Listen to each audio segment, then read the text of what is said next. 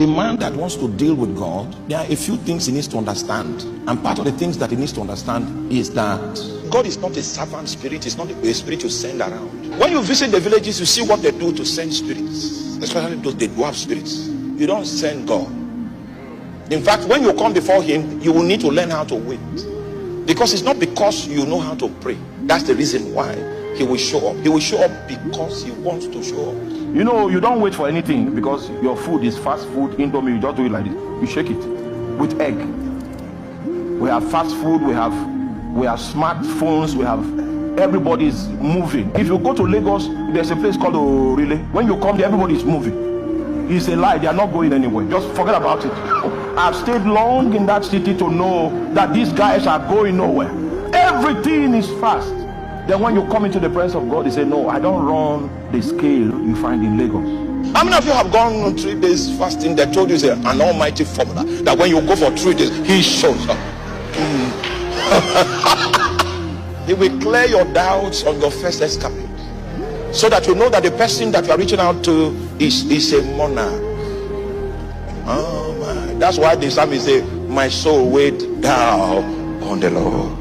He will keep you in that place of waiting for long. I was diligent to count how many days I will be waiting before God will show up. It was 264. The moment he shows up on the 264th day, he showed up with divine direction, with the direction he wanted me to take, and also gave me a prescription of what he demands of me to do.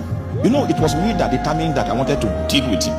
When he came, he now showed me what he wants. That means he gave me a prescription of how to do the one that will please him. The one I did was based on my own prescription, and I felt I was doing something. In his own eyes is the one that he eventually comes to reveal to you. That's the one that will please him. And that one that will please him has no form of compatibility with the flesh at all. You begin to see what the spirit craves is different from what the flesh craves. The only way to do that kind of work is that you know that he's king. That's the only way. And you are traveling from your heart and not your head. The moment you say, we got it, that moment you have lost it. Because God cannot be put in a formula.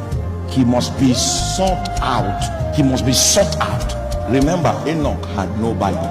He couldn't read John chapter 4 and receive refreshing. The windows of ventilation and encouragement were few, but the guy so walked with God that God took him.